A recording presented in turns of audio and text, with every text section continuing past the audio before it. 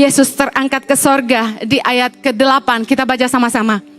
Tetapi kamu akan menerima kuasa kalau Roh Kudus turun ke atas kamu, dan kamu akan menjadi saksiku di Yerusalem dan di seluruh Yudea dan Samaria dan sampai ke ujung bumi.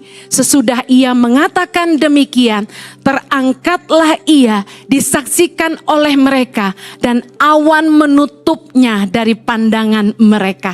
Saya percaya bahwa pesan terakhir adalah pesan terpenting. Katakan amin. Sebelum Yesus terangkat ke sorga, dia berkata bahwa kalau Roh Kudus turun ke atas murid-muridnya, yaitu kita, maka kita akan menerima kuasa untuk menjadi saksi Kristus. Katakan amin. Apakah hari ini hidup Anda menjadi saksi Kristus? Berapa banyak orang percaya di tempat ini, maupun Anda yang mengikuti ibadah secara live, Anda percaya bahwa Roh Allah tinggal di dalam hidupmu? Angkat tangan. Jangan turunkan. Yang percaya bahwa Roh Allah ada di dalam hidupmu, katakan sama-sama saya diberi kuasa untuk menjadi saksi Kristus. Katakan amin. Bagaimana hidup jadi saksi Kristus? Saya percaya, kenapa Yesus menghabiskan 3,5 tahun pelayanannya di muka bumi untuk memuridkan, mencari murid. Yesus tidak cari follower. Yesus tidak cari pengikut. Yesus cari murid. Kenapa Yesus cari murid? Karena murid-muridlah yang menyaksikan hidup Kristus, mendengarkan pengajarannya. Murid-muridlah yang melihat value-value yang Yesus hidupi, dan bagaimana dia mengajar, melakukan mujizat, mengampuni orang, dan lain-lain. Saya percaya yang hanya menjadi saksi Kristus, yang bisa menjadi saksi bagi Kristus adalah murid-murid Kristus. Katakan amin. Kalau pengikut tidak bisa jadi saksi. Kenapa? Pengikut itu hanya pemantau dari luar. Saya kasih contoh. Banyak kali orang komen di Instagram saya dari video-video pendek yang diedit oleh tim multimedia dan menguploadnya ke sosmed saya. Itu hanya semenit. Kadang-kadang 2 menit, kadang-kadang 3 menit, kadang-kadang 4 menit paling panjang. Potongan-potongan video itu diambil dari khotbah panjang. Dan khotbah-khotbah saya itu biasanya kalau orang yang sudah dengar dari awal sampai sekarang pasti kenal saya siapa. Saya bisa membedakan orang yang sudah mengikuti khotbah saya dari dulu sama orang yang pendatang baru dalam tanda kutip. Yang baru pernah dengar khotbah saya, komennya beda. Contoh, orang yang sudah nonton khotbah saya dari dulu sampai sekarang, mereka paham saya suka kopi. Bahkan ada yang tahu begini, Ibu Heni, anaknya 3 ya? Namanya Chloe, Zoe, dan Axel ya? Bisa tahu. Ibu Heni pacaran sama Pak Jojo 9 tahun ya? Dulu gak disetujuin ya sama orang tua ya? Gitu. Ibu dulu jualan ya? Wah, ibu ditinggal orang tua ya? Tahu semua kisah hidup saya dari saya muda sampai saya tua. Tapi orang-orang yang cuma follower bukan murid. Murid itu gini, tidak secara langsung saya mengajar dia di depan saya, tapi karena dia mengikuti khotbah-khotbah pengajaran saya dari awal sampai sekarang, secara tidak langsung, tanpa dia sadari, saya telah menjadi mentor dalam hidupnya. Saya telah menjadi bapak rohani dalam hidupnya. Dan dia menjadi murid saya. Bisa paham ya? Dia ngerti siapa gurunya dan bagaimana hidupnya. Karena dengerin terus pengajarannya dan tonton hidup saya. Dari saya kurus jadi gemuk sampai kurus lagi. Tapi yang cuma follower dan sekali-kali nonton dan kebetulan muncul di beranda sosmednya, komennya gak bagus. Biasanya gini, terlalu menghakimi dari khotbah pendek. Contoh kemarin, potongan khotbah itu ngajarin supaya kita ini yang usianya 30 sampai 50 untuk bekerja itu menabung buat hari tua. Supaya besok-besok kita gak nyusahin anak cucu kita. Pernah dengar saya khotbah panjang tentang mempersiapkan hari tua? Nah, itu kan potongannya. Tiba-tiba ada seorang netizen komen banyak sekali dan reply ke semua, bukan semua, beberapa message orang di khotbah itu dan bilang gini, dengar khotbahnya kita langsung tahu bagaimana dia memperlakukan orang tuanya, bilang gitu. Firman Tuhan itu mengajar anak untuk menghormati orang tua. Karena ayatnya bilang gini, bukan anak yang mengumpulkan harta bagi orang tua, tapi orang tua lah yang harus mengumpulkan harta bagi anak-anaknya. Saya kutip dari Korintus. Dia langsung marah dan menghakimi saya. Langsung saya balas, karena bahaya sekali. Karena yang lain juga bisa salah tanggap. Saya jawab gini, Pak, tonton khotbah fullnya ya. Saya ini kalau khotbah selalu ngajarin anak harus hormat sama orang tua. Bahkan sekedar informasi sebenarnya bukan urusan dia sih. Saya juga mensupport orang tua saya dan mertua saya. Jadi saya bukan ngajarin anak mau kuiki bahasa kayaknya. Nggak tahu diri, nggak tahu hormat sama orang tua, nggak berbakti, nggak gitu. Tapi di potongan khotbah ini saya sedang mengajar untuk generasi sekarang bijaksana mempersiapkan hari tua. Karena zaman dulu orang berpikir punya anak banyak rezeki. Kenapa? Kalau anak banyak yang ngurus banyak. Kenyataannya apa begitu? Enggak semua sayang. Banyak anak-anak yang udah disekolahin, dimodalin, gak tahu diri. Sama orang tua pelit lebih dengerin bini. Ada amin. Jadi kita kerja itu jangan semua buat anak. Harus nabung buat hari tua. Supaya esok lusa anak kita itu tetap hormat sama kita. Karena kita hidup jadi berkat buat dia. Katakan amen. Ini bedanya. Kenapa murid yang jadi saksi? Karena dia yang mengenal Kristus. Berapa banyak murid Kristus di tempat ini, angkat tangan? Haleluya. 2 Korintus 3 ayat 2. Kamu adalah surat pujian kami yang tertulis dalam hati kami dan yang dikenal dan yang dapat dibaca oleh semua orang. Sadarkah Anda bahwa ketika Anda menyebut dirimu orang Kristen, Anda adalah murid-murid Kristus dan hidupmu seperti suratan terbuka yang bisa dibaca semua orang. Kenapa ya orang agama lain gak pernah dihakimi seperti orang Kristen? Orang Kristen di mana-mana dituntut harus lebih baik dari yang lain. Yang setuju ngangguk-ngangguk. Ada perkataan kayak gini, orang Kristen kok kayak gitu? Saya heran kenapa orang Kristen yang digituin, kenapa agama lain enggak, betul gak? Tetapi saya mengerti, Yesus menjadi sebuah standar bagi dunia ini bahwa tidak ada manusia yang pernah hidup di dunia ini yang lebih baik dari Yesus. Karena itulah orang Kristen kalau bilang mereka pengikut Kristus, dunia langsung berpikir orang Kristen harusnya sama kayak Yesus. Harusnya baik. Amin. Pada kenyataannya, apakah kita baik? Hidup kita adalah surat pujian yang dibaca oleh semua orang. 2 Korintus 2 ayat 14. Kita baca sama-sama. 3, 2, 1. Tetapi syukur bagi Allah yang dalam Kristus selalu membawa kami di jalan kemenangannya. Dengan perantaraan kami, Ia menyebarkan keharuman pengenalan akan Dia di mana-mana. Sebab bagi Allah kami adalah bau yang harum dari Kristus di tengah-tengah mereka yang diselamatkan dan di antara mereka yang binasa. Hari ini kita sebagai saksi Kristus, apakah hidup kita membawa keharuman pengenalan akan Kristus di mana-mana? Di rumah, di tempat kerja, di perusahaan kita, di masyarakat, di bangsa kita. Apakah orang Kristen bisa dicium bau harum pengenalan akan Kristus? Saya kasih ilustrasi lagi.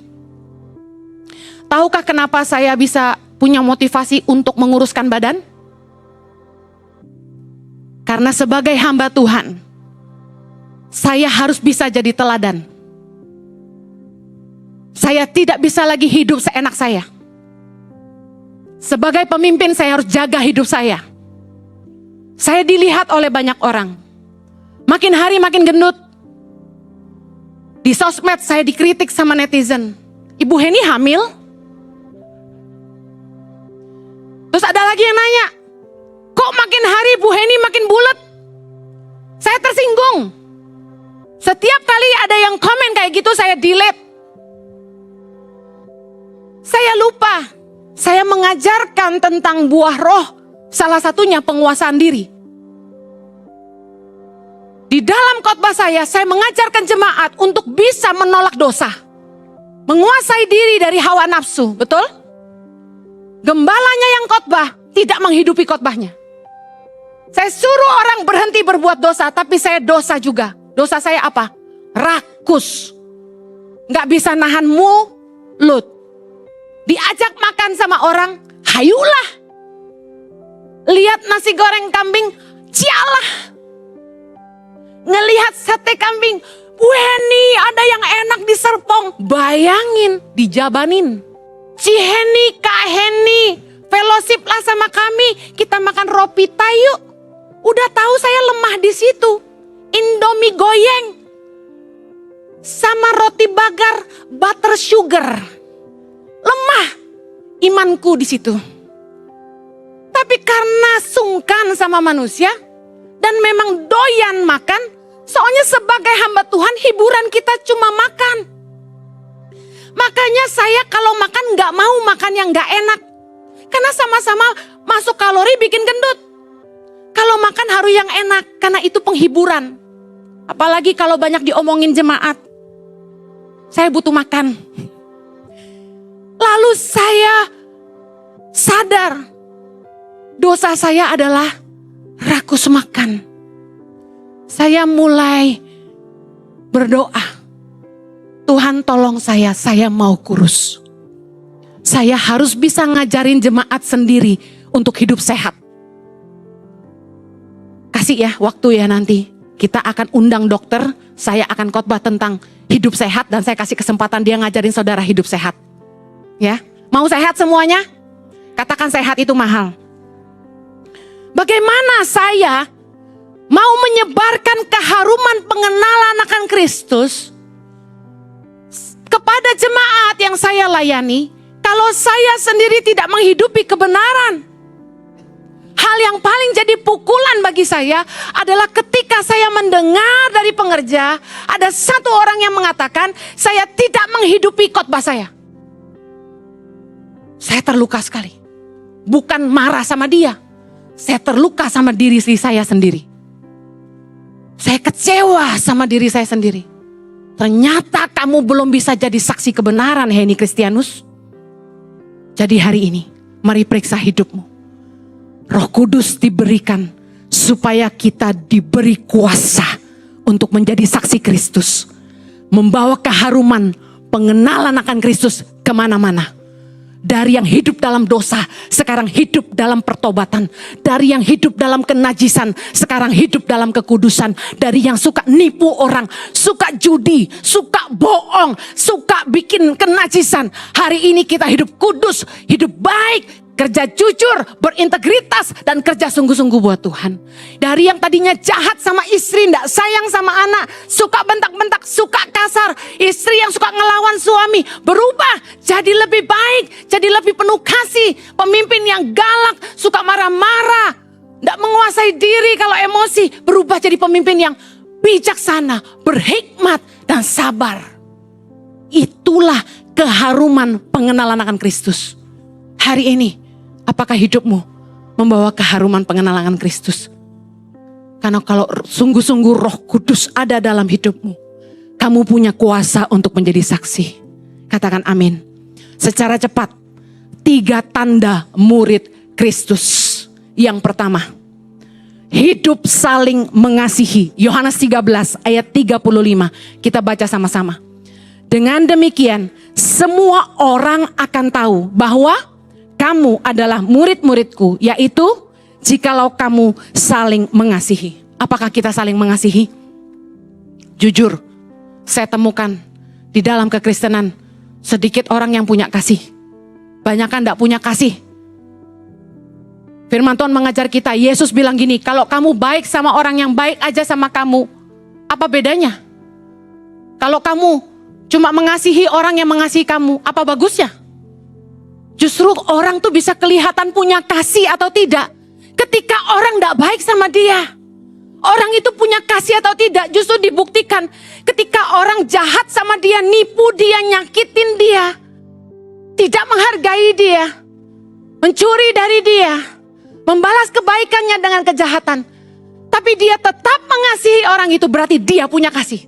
Orang yang punya kasih tidak akan berubah jadi jahat hanya karena orang berbuat jahat sama dia. Saya temukan di antara pelayan Tuhan saja banyak yang tidak punya kasih. Begitu orang itu ngomong sesuatu yang menyinggung perasaan, egonya timbul, kesombongannya, ketersinggungannya membuat dia hilang kasih. Makanya saya tulis di Instagram saya, don't let your ego speak louder than love. Jangan sampai egomu bicara lebih keras daripada kasihmu. Kenapa kita bisa tersinggung sama omongan orang? Karena kita sombong. Karena kita tinggi hati. Kita merasa benar, kita merasa hebat, kita merasa baik. Tahu enggak? Saya diomongin aja sama staf saya enggak marah sama dia. Saya ampuni. Why? Bagi saya gini, kalau ada masukan buat saya berarti saya harus berubah gitu aja kan. Kalau orang bisa ngomong sesuatu yang enggak baik tentang kita, berarti memang ada yang enggak baik. Udah rendah hati, berubah aja. Kenapa orang bisa enggak mengampuni? Sombong, karena merasa dia lebih benar. Kalau orang enggak merasa lebih benar, orang menyakiti kita, kita enggak hakimi, kita ampuni.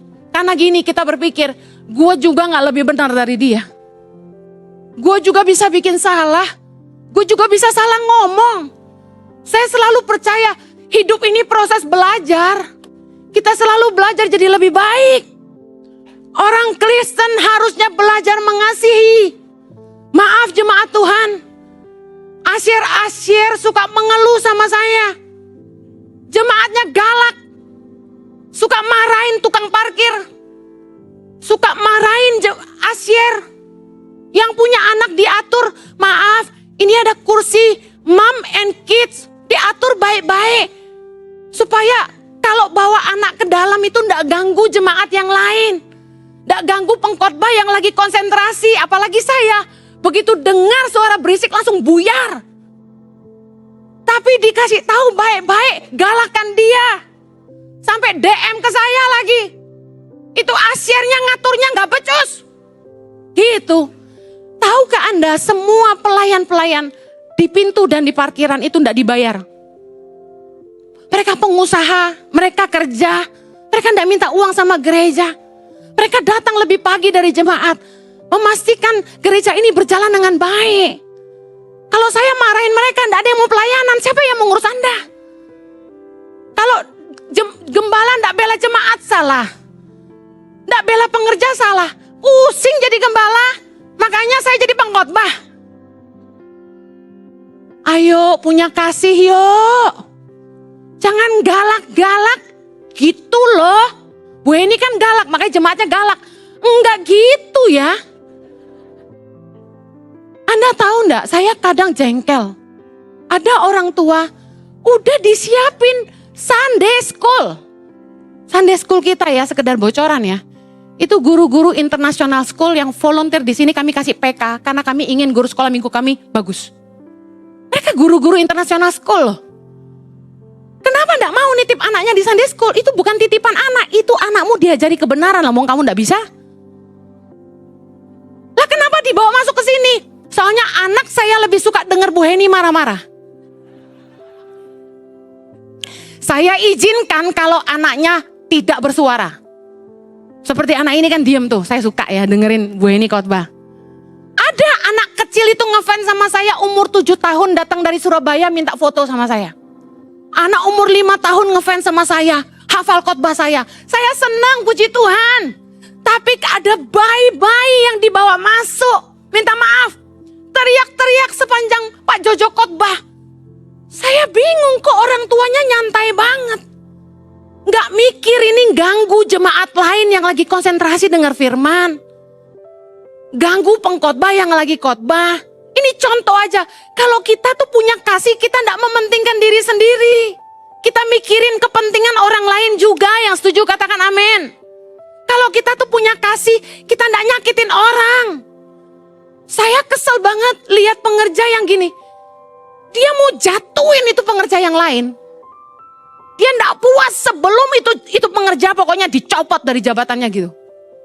Saya tuh ngeliatinnya sampai gini. Kok bisa ya orang sejahat itu? Saya tadi pagi tuh bilang sama staf saya.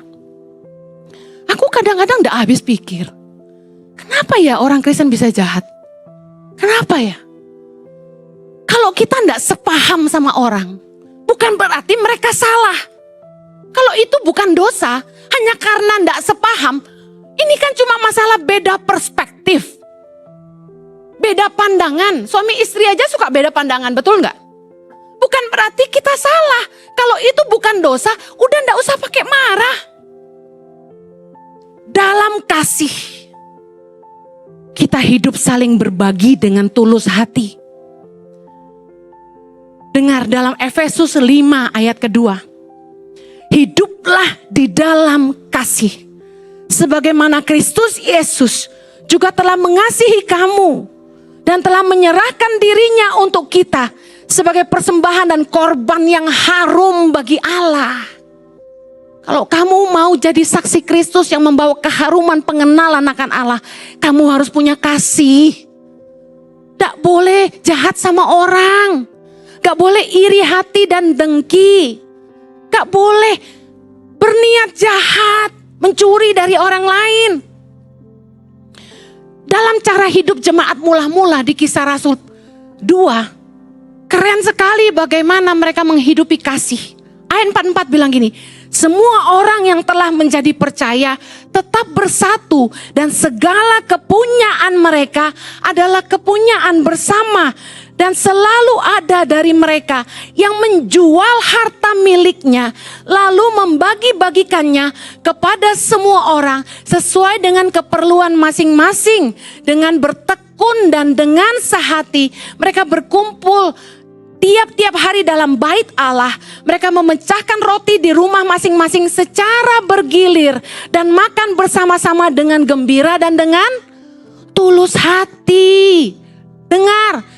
Kalau kita itu punya kasih, kita suka berbagi.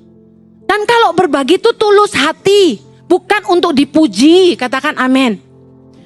Yesus ngajarin kita karena kasihnya, dia tidak mementingkan dirinya, tidak mempertahankan kesetaraannya dengan Allah sebagai milik yang harus dipertahankan. Tapi dia mengorbankan dirinya bagi kita. Kalau kita suka ngorbanin orang lain, dan kita pelit sama orang lain, kita mentingin diri kita sendiri, berarti kita belum punya kasih. Dalam kasih kita saling mengampuni, katakan amin. Di keluarga mana yang tidak pernah bertengkar? Keluarga mana yang tidak pernah salah paham? Keluarga mana yang tidak pernah miskomunikasi? Keluarga mana yang pandangannya 100% sama? Tidak ada. Kita bertengkar dengan adik kakak, kita tidak sepaham dengan orang tua. Tapi sekalipun mereka berbuat salah, kita selalu memaafkan mereka karena kita mengasihi mereka. Amin. Kita ini keluarga di dalam Tuhan. Orang Kristen harusnya saling mengasihi sebagai keluarga di dalam Tuhan. Ada masalah ya udahlah. Saya paling sebel tuh gini, orang-orang kepo yang memperkeruh keadaan. Begitu ada satu yang punya masalah, langsung diteleponin sama semua. Ada apa? Ada apa? Perhatian apa kepo loh. Jangan memperkeruh, bikin gosip. Dalam kasih itu kita bisa menerima kekurangan orang lain. Dengar baik. Orang kalau mau dimentor sama saya, itu harus tahan menghadapi saya. Jangan cuma mau nerima kebaikan saya, tapi harus mau terima teguran saya. Betul gak? Herannya, Kita bikin baik 100 kali, 1 kali kita tegur, keluar. Aneh. Saya sama suami saya dimarahin. Minta maaf kamu ngomongnya terlalu kasar. Kasar apa tuh? Tak baca, kasar apa nih? Tegas. Tersinggungan. Orang tuh kalau menghargai saya sebagai pemimpin, harus mau terima teguran, bukan cuma kasih sayang. Orang tua mana yang gak mukul anak? Orang tua yang gak sayang anak? Masa anaknya salah dibiarin? Anaknya kurang ajar sama pembantu, ya silakan pukul lagi pembantunya, gak apa-apa. Itu orang tua apa?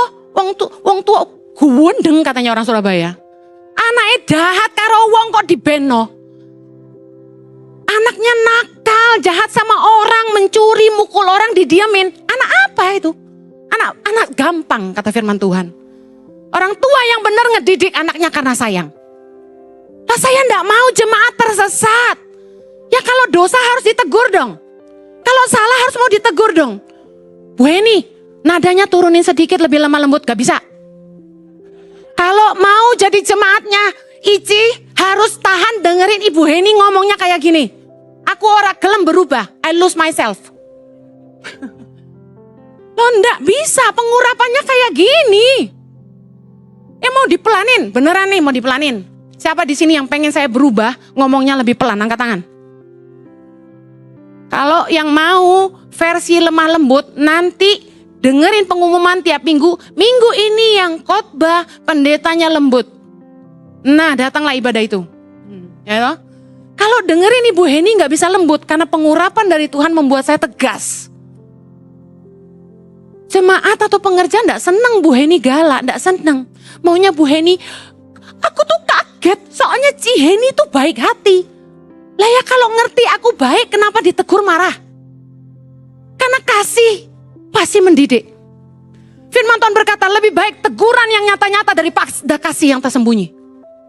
Mungkin kalau cara saya salah, maafkan, saya manusia. Tapi kalau sebagai pemimpin negur, itu harus. Amen. Kok tadi emosi aku?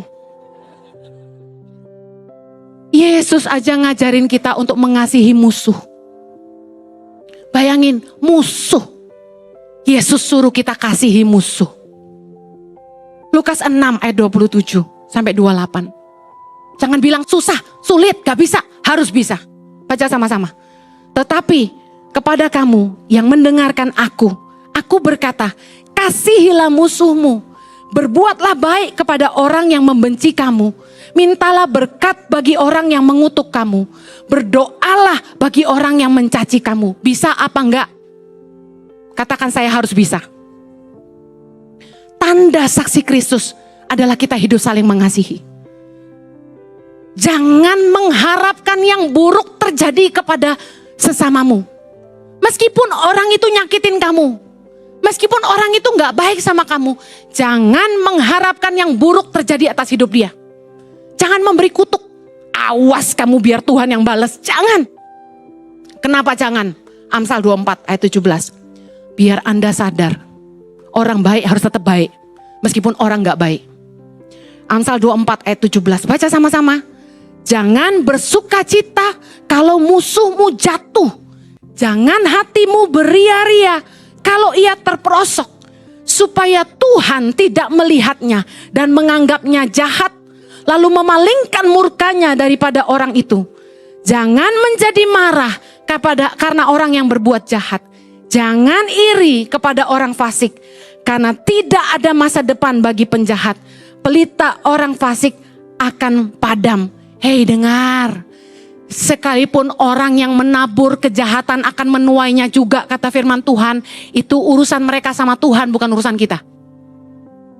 Biarkan Tuhan yang berperkara dengan mereka, tapi ingat, Tuhan juga berperkara dengan kita. Hati kita itu tanggung jawab kita. Jangan benci sama orang. Jangan mengutuk orang lain. Jangan mengharapkan yang buruk terjadi. Jangankan sama sesama kita, sama musuh aja Yesus suruh kita ngampuni dan mengasihi. Ayo kasihi orang lain. Roma 13 ayat 10 berkata, kasih tidak berbuat jahat terhadap sesama manusia. Ayo Kalau kamu tuh punya kasih, kamu gak akan berbuat jahat. Kalau Anda bilang, Tuhan aku mengasihi engkau. Tanda orang mengasihi Tuhan, dia mengasihi sesamanya. 1 Yohanes 4 ayat 20. Jikalau seorang berkata, aku mengasihi Allah dan ia membenci saudaranya, maka ia adalah pendusta. Karena barang siapa tidak mengasihi saudaranya yang dilihatnya, tidak mungkin mengasihi Allah yang tidak dilihatnya. Amen. Tanda saksi Kristus adalah kita hidup dalam kasih. Masih ada 2 tanda yang lain. Waktu saya habis, saya akan lanjutkan ibadah jam 3 nanti. Kalau enggak kemana-mana bisa lanjut. Saya ingin kita pulang dengan satu pemahaman. Bahwa ketika Yesus naik ke surga, dia mencurahkan Roh Kudus-Nya yang memberikan kita kuasa untuk menjadi saksi. Tanda saksi Kristus yang pertama adalah kita jadi orang-orang yang hidup dalam kasih. Untuk satu hal ini saja, saya yakin tidak mudah. Pejamkan matamu dan renungkan hidupmu. Apakah engkau sudah hidup dalam kasih? Kasih itu mulainya dari rumah. Kasih itu mulainya dari rumah. Sudah jadi kasih belum? Buat pasanganmu, buat anak-anakmu, buat pembantu di rumahmu, buat orang tuamu, buat kakak adikmu, buat tetanggamu, buat tempat kerjamu, buat pegawai-pegawaimu, buat gerejamu, buat komunitasmu, buat kotamu, buat bangsamu, hidupmu sudah mengasihi belum? Kalau kita adalah saksi Kristus, kita harus bisa hidup dalam kasih. Katakan, aku harus bisa hidup dalam kasih. Yuk minta sama Tuhan. Alirkan kasih-Mu dalam hati kami, Tuhan. Penuhi kami dengan kasih-Mu. Supaya kami mampu mengasihi semua orang, sekalipun mereka yang bersalah kepada kami. Terima kasih. Terjadilah sesuai firman-Mu di dalam hidup kami. Di dalam nama Yesus kami berdoa. Yang diberkati Tuhan, sama-sama kita katakan.